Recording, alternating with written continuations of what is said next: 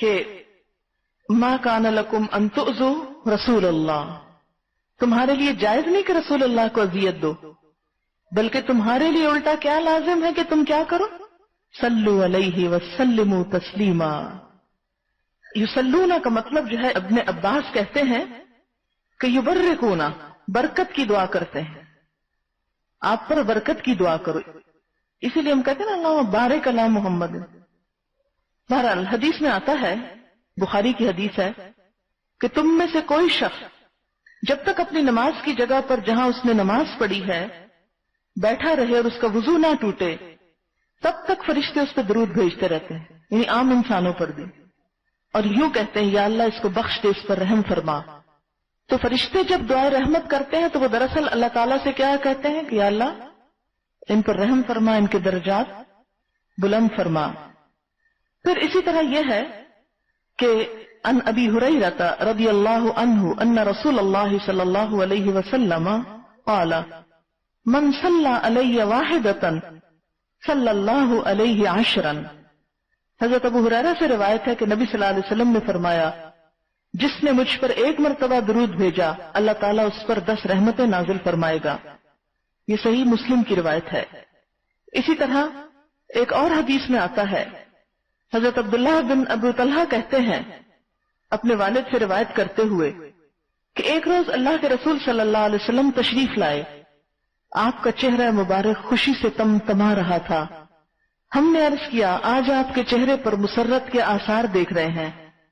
آپ نے فرمایا میرے پاس جبریل تشریف لائے اور بشارت دی کہ اللہ تعالیٰ فرماتا ہے کیا آپ کے لیے یہ بات خوشی کا باعث نہیں کہ آپ کا جو امتی آپ پر ایک مرتبہ درود بھیجے میں اس پر 10 رحمتیں نازل کروں، اور جو امتی ایک مرتبہ آپ کو سلام کہے میں اس کو 10 مرتبہ سلام کہوں۔ کوئی بھی دعا جب آپ کرتے ہیں اور کوئی ذکر کرتے ہیں تو اس کا اتنا اجر نہیں جتنا درود شریف کا ہے۔ ایک اور روایت ہے جس نے مجھ پر ایک مرتبہ درود پڑھا اللہ تعالیٰ اس کے حصے میں 10 نیکیاں لکھ دیتے ہیں۔ ایک اور حدیث میں جو میرے اوپر ایک بار درود بھیجے گا اللہ اس پر 10 رحمتیں بھیجیں گے، 10 گناہ معاف کریں گے، 10 درجے بلند فرمائیں گے۔ 10 رحمتیں، 10 گناہ معاف اور 10 درجے بلند، 10 سٹیپس اوپر ہو گئے آپ۔ پھر اسی طرح ایک حدیث ہے 10 مرتبہ صبح 10 مرتبہ شام درود پڑھنا آپ صلی اللہ علیہ وسلم کی شفاعت حاصل کرنے کا ذریعہ ہے۔ یہ حدیث جو ہے یہ طبرانی کی ہے۔ پھر اسی طرح ایک اور حدیث میں آتا ہے، حضرت عبداللہ بن مسعود کہتے ہیں کہ رسول اللہ صلی اللہ علیہ وسلم نے فرمایا قیامت کے دن میرے سب سے زیادہ نزدیک وہ لوگ ہوں گے جو مجھ پر زیادہ سے زیادہ درود بھیجتے ہیں۔ اسی طرح ایک اور حدیث ہے کہ نبی صلی اللہ علیہ وسلم ایک روز گھر سے نکلے اور کھجوروں کے باغ میں داخل ہوئے، آپ نے بہت لمبا سجدہ کیا حتیٰ کہ مجھے اندیشہ ہوا کہ کہیں اللہ نے آپ کی روح قبض نہ کر لی، اتنی دیر لگا دی۔ حضرت عبد الرحمن بن عوف کہتے ہیں کہ میں رسول اللہ صلی اللہ علیہ وسلم کی طرف ہی دیکھ رہا تھا کہ آپ نے سر اٹھایا اور فرمایا کیا بات ہے؟ میں نے بات بتائی تو آپ نے ارشاد فرمایا کہ جبریل علیہ السلام نے مجھ سے کہا اے محمد صلی اللہ علیہ وسلم کیا میں آپ کو ایک بشارت نہ دوں؟ اللہ تعالیٰ فرماتے ہیں جو شخص آپ پر درود بھیجے گا میں بھی اس پر رحمت نازل کروں گا، جو آپ پر سلام بھیجے گا میں بھی اس پر سلام بھیجوں گا۔ امت کا درود اور سلام حضور صلی اللہ علیہ وسلم تک پہنچایا جاتا ہے۔ وہ کیسے؟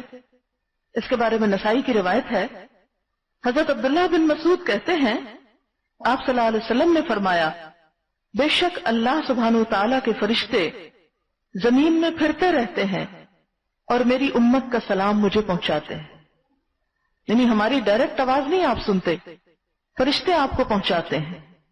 نبی صلی اللہ علیہ وسلم نے فرمایا میری قبر کو میلہ نہ بناؤ اور نہ ہی اپنے گھروں کو قبرستان بناؤ، تم جہاں کہیں بھی ہو مجھ پر درود بھیجتے رہو، تمہارا درود مجھے پہنچا دیا جاتا ہے۔ اب ہم نے کیا کیا اس کے برعکس کہ حضور کو خود بلا لیتے ہیں اپنے گھر اور پھر ان کو دیتے ہیں یہ لیں تحفہ آپ کے لیے جو ہم نے درود پڑھا، اور ہمیں کیا سکھایا گیا؟ اللہم صلی علی محمد. ہم کہتے ہیں الصلاۃ والسلام علیک یار، اللہ کو بیچ میں لاتے ہی نہیں. آپ پر سلام ہو، آپ پر درود ہو اے اللہ کے رسول، یہ اس کا مطلب بنتا ہے. بہت سے لوگ جھگڑا کرتے ہیں یہ کیوں نہ پڑھے. آپ ذرا دیکھیں نا، ایک ہے اللہم صلی علی محمد وعلی آل محمد کما صلیت علی ابراہیم وعلی آل ابراہیم انک حمید مجید، اللہم بارک علی محمد وعلی آل محمد کما بارکت علی ابراہیم وعلی آل ابراہیم انک حمید مجید.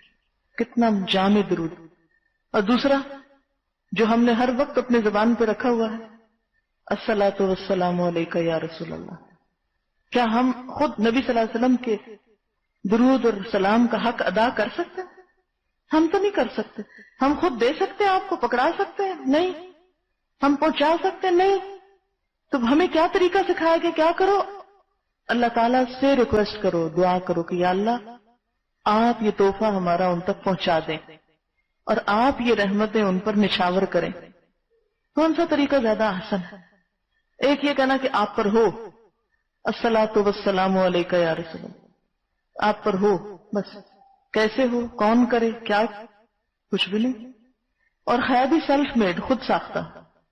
ایک چیز کو خود حضور صلی اللہ علیہ وسلم نے اس کا سلیقہ سکھایا، کیونکہ صحابہ کرام نے کہا نا کہ یا رسول اللہ صلی اللہ علیہ وسلم آپ نے سلام کا طریقہ تو سکھا دیا، سلاد کا طریقہ بھی سکھا دیا.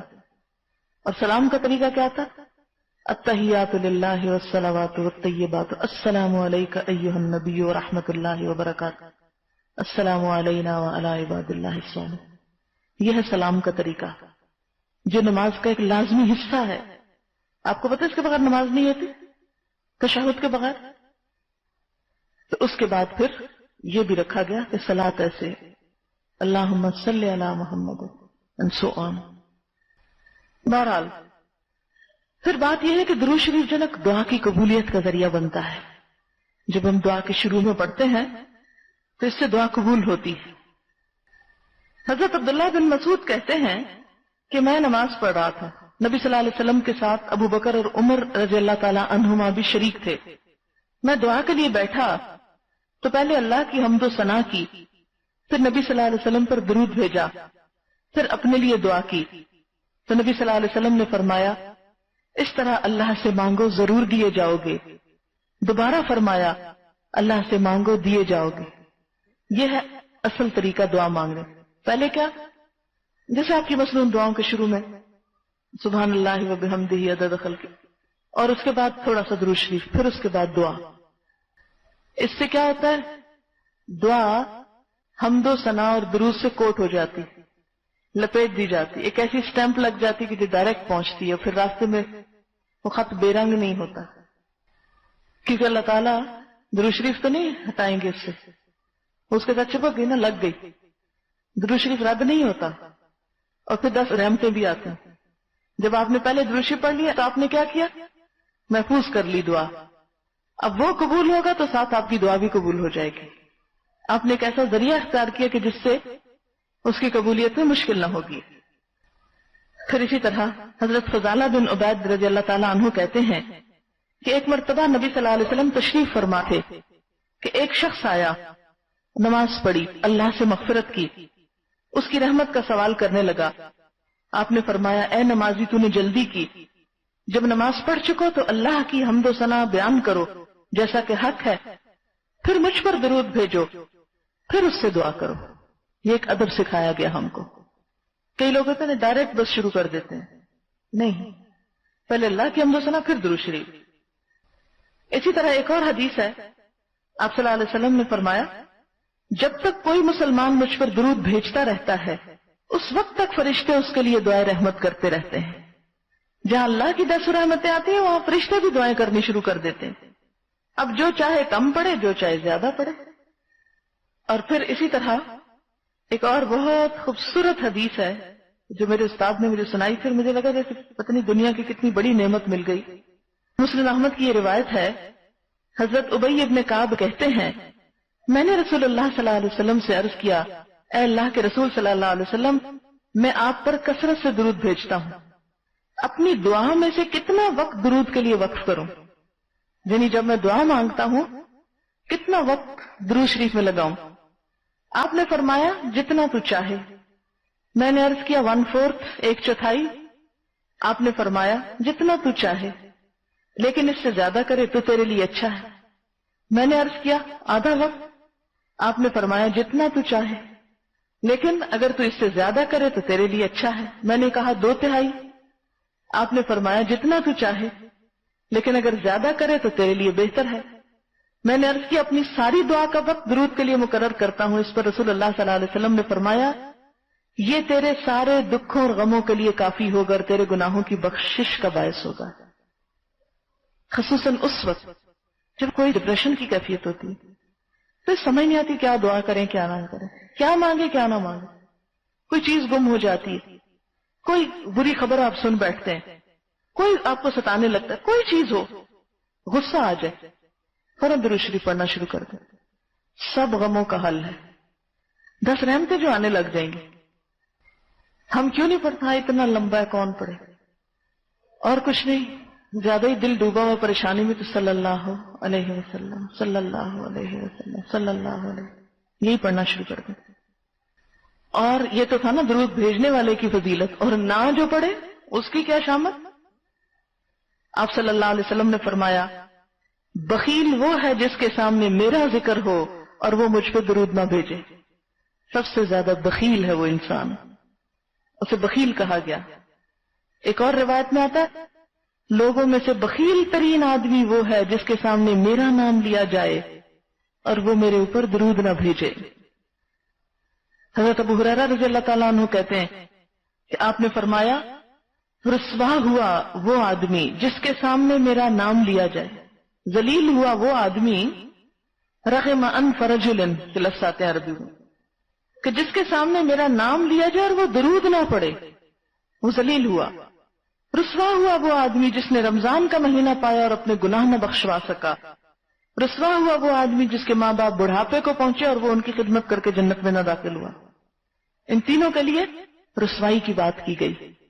اور یہ بات آپ نے اس وقت فرمائی تھی جب آپ ممبر پہ تشریف لے جا رہے تھے اور ہر سیڑھی پہ آمین آمین آمین کہا. جبریل نے دعا کی اور آپ نے آمین کہی. تو قبول کرنے والا پھر کون ہے؟ اللہ. کتنی بڑی بات ہے. اسی طرح ایک اور حدیث میں آتا ہے آپ نے فرمایا اگر کسی مجلس میں اللہ کا ذکر اور رسول کریم پر درود نہ بھیجا جائے تو مجلس والے نقصان میں ہیں. اسی لیے آپ کو پتا جب میں آتی ہوں تو لیسن شروع کرتی ہوں تو کیا کہتے ہیں؟ نحمدہ ونصلی علی رسولہ الکریم اما بعد، یعنی اس کے بعد ہے باقی سب باتیں. سب سے پہلے یہ بات. تو اس کو یہ نہ سمجھے کہ یہ میری عادت ہے تو یہ میری عادت ہے، نہیں، یہ ایک مجلس کی ضرورت ہے. شاید باقی مجلس میں ہم کوئی ایسی بات نہ کر پائیں اور ہماری مجلس اس کے بغیر ہی ختم ہو جائے. یہ سب سے مختصر حمد و ثنا اور درود ہے. نحمدہ اس کی حمد کر، ونصلی علی رسولہ الکریم. کتنا چھوٹا، 2 لفظ ہیں، بہت جامع. پھر ایسے لگتا ہے نا جب میں اس کو پڑھتی ہوں خود اپنے محسوس کرتی جیسے میرا راستہ کھل گیا، دروازہ کھول دیا میں نے. میری اپنی یہ فیلنگ ہوتی اب میرے لیے آسانی ہو گئی، اب میں آرام سے آگے بڑھ جاؤں گی. اور یہی وجہ کہ آپ دیکھیں کہ مسلمانوں کی کوئی کتاب ان الفاظ کے بغیر نہیں ہوتی. شروع ہو کرتے اسی سے شروع کرتے ہیں. پھر اسی طرح خطبے، تقاریر، ان سب چیزوں میں ایک مسلمانوں کی روایت رہی. آج ماڈرنزم کے